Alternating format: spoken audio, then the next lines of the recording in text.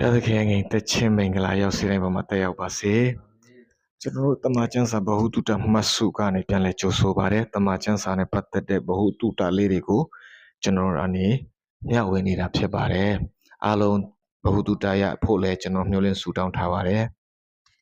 ဟုတ်ကဲ့ပါအခုအချက်ကိုကျွန်တော်ညွှန်ပြသူတယောက်အနေနဲ့သိတမ်းထိုက်တဲ့အရာတွေကိုကျွန်တော်မေးတော့မှာဖြစ်ပါတယ်အချက်၅ချက်နဲ့မေးတော့မှာဖြစ်ပါတယ်နံပါတ်1အချက်အနေနဲ့ယေရှုကတည်ပြီးတော့သူပင်ဥကိုအသက်ပြန်ရှင်ပေးခဲ့တယ်လေပေါ့နော်ဆရာဟုတ်ကဲ့ယေရှုဒီလူစားတိခံယူပြီးမှလောကကြီးမှာကျင့်လည်နေတဲ့အချိန်မှာထူးထူးဆန်းဆန်းတည်ပြီးသားလူကိုအသက်ပြန်ရှင်ခွင့်ပေးတာပေါ့နော်၃ဦးအထိရှိတယ်ပထမတအုပ်ကတော့နာဣနမြို့မှုဆိုးမရဲ့တားဖြစ်တယ်ရှင်လုကာအခန်းကြီး9အငယ်17ကနေ19မှာကျွန်တော်တွေ့ရတယ်ဒုတိယကတော့ယာဣရုသမီးဂျိုင်ရတ်ရဲ့သမီးတရားစရမှုဖြစ်တယ်ရှင်လုကာအခန်းကြီး10အငယ်41နဲ့56မှာကျွန်တော်တွေ့ရတယ်နောက်ဒါရီရဲ့တအုပ်ကျတော့လာဇရုဖြစ်တယ်ရှင်ယောဟန်အခန်းကြီး17အငယ်43နဲ့44မှာကျွန်တော်တွေ့ရတာဖြစ်ပါတယ်နံပါတ်2အချက်အနေနဲ့ကျွန်တော်တို့တမန်ကျမ်းစာမှာကျွန်တော်တို့တွေ့ရတဲ့အရှင်ပိုးလို့ခတ်မှာဘေသူကတည်ပြီးအသက်ပြန်ရှင်ခွင့်ရခဲ့တယ်လေပေါ့နော်ဆရာရှင်ဘောလုခေယေရှုကောင်းကင်နိုင်ငံကြွပြီးမှတမန်တော်တွေခေမှာတည်ပြီးမှရှင်ပြန်တဲ့တူရှိတယ်ရှင်ဘောလုရဲ့တရားဟောနဲ့ရှေလို့အင်္ဂိုက်ပြီးမှပြင်ပေါက်ကနေကြာပြီးတည်သွားတာဖြစ်တယ်ဥတုခုလို့ရေးထားတယ်သူကတော့ယူတီကတ်ပေါ့တမန်တော်အခန်းကြီး20အငယ်9နဲ့7မှာကျွန်တော်တွေ့ရပါတယ်နံပါတ်3အချက်အနေနဲ့ခရစ်တော်ယေရှုကအသက်တော်အနေနဲ့မဖြစ်မနေလုပ်ရမယ့်အရာတွေဘာတွေမှာခဲ့တယ်လဲပေါ့နော်ဆရာ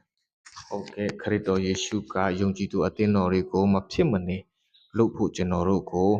အမိတ်လို့ပြောမှာပေါ့နော် comment နှစ်ခုပေးထားတယ်ပထမတစ်ခုကတော့ယဉ်နှစ်ချင်းခိုင်းရမှာဖြစ်တယ်ရှင်မာသက်အခန်းကြီး28အငယ်19မှာကျွန်တော်တွေ့ရမယ်ပြီးတော့ဒီနှစ်ချင်းယဉ်နှစ်ချင်းရဲ့သဘောတဘာဝအဓိပ္ပာယ်ကိုလည်းတခါတည်းကျွန်တော်တမန်ကျမ်းစာတွေမှာဖော်ပြပေးထားတယ်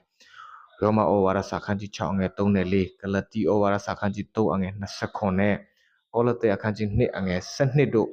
မှာပြီးတော့ကောရိန္သုပထမဆောင်အခန်းကြီး12 13တို့မှာကျွန်တော်တွေ့ရမှာဖြစ်တယ်ပြီးတော့ပွဲတော်မင်္ဂလာ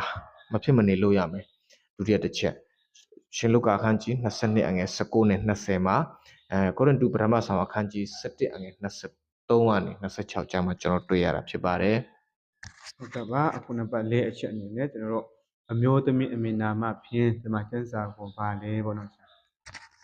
ကျွန်တော်တမန်ကျမ်းစာ66အုပ်ထဲမှာထူးထူးဆန်းဆန်းအမျိုးသမီးနာမည်နဲ့2အုပ်ရှိတယ်ပထမကတော့ရုသဝတ္ထုပေါ့နော်ဒုတိယကတော့ဣသရဝတ္ထုလို့ဖြစ်ပါတယ်ဟုတ်ကဲ့ပါဆရာအခုနောက်ဆုံးအချက်အနေနဲ့နံပါတ်5အချက်ကိုကျွန်တော်မေးတော့မှာဖြစ်တယ်ဒီမှာကျမ်းစာမှာမတည်ပဲကောင်းကင်ရောက်သွားတဲ့သူကဘယ်သူလဲပေါ့နော်ဆရာ